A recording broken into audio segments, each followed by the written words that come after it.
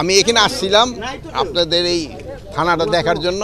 আপনারা জানান যে পুলিশের থেকে আমাদের আশা অনেক, কিন্তু তাদের কিন্তু থাকা খাওয়ার কিন্তু অনেক বড় সমস্যা। এই ধরনের একটা ভাড়াটিয়া বাড়িতে থাকে, এই জন্য তাদের কিন্তু ভিতরে গিয়া যদিও আপনাকে সবাই গেলে তো আপনারা আবার ভেঙে গিয়ে ফেলাবেন ওখানে, কিন্তু থাকার কিন্তু খুব অনেক অসুবিধা, খাওয়ারও কিন্তু তাদের অনেক অসুবিধা। এগুলি জিনিস কিন্তু আপনারা আমরা প্রজেক্ট করেন না, এগুলি বলবেন যে এদের থাকা এবং খাওয়ার উন্নতি করা দরকার, এদিকে আপনাকে খেয়াল রাখতে। আপনারা খালি ওদের থেকে চান, কিন্তু ওদের তো দিতে হবে কিছু।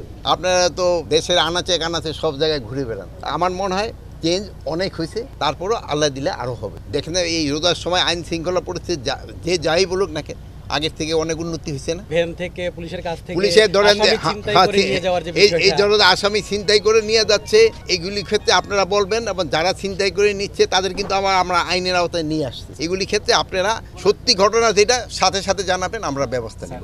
অনেক সময় তাদের অ্যাকশন নিতে দেরি হয়, যেহেতু ধরেন এখানে আমাদের অনেক সংকট রয়ে গেছে, এদের গাড়ি ঘোড়ারও কিন্তু অনেক সংকট।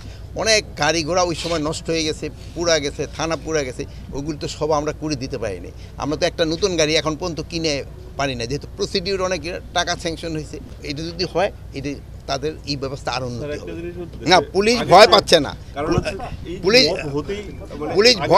না এখন এই শব্দ, বাট এইটা কিন্তু অনেক কমে আসছে, অনেক কমে আসছে। এই যে সিলেটের যে ঘটনাটা ঘটছে, তাদের কিন্তু আইনের আওতায় নিয়ে আসা হয়েছে, অনেকেরই কিন্তু ধরে ফেলা হয়েছে। এখানে কিন্তু কোনো কাউরে বাস করা হয় নাই যে এইটা আমার এই ভাইয়ের ছেলে বা এই ভাইয়ের ভাই, এই হিসাবে কিন্তু আমরা করি নাই। যে অন্যায় করছে তারই আমরা আইনের আওতায় নিয়ে।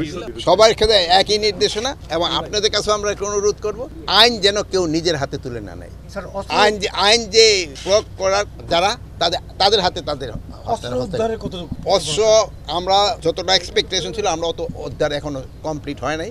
আমরা চেষ্টা করে যাচ্ছি উদ্ধার করতে, যেটা নিয়ে আমরা পারি না ওইটা তো আমরা বলবো। অস্ত্র বাইরে থাকলে তো কিছুটা হুমকি থাকবে, যেমন ধরেন এখন আপনি এখন রোদ্রে দাঁড়িয়ে রাখেন, একটু গরম তো লাগবেই। আচ্ছা।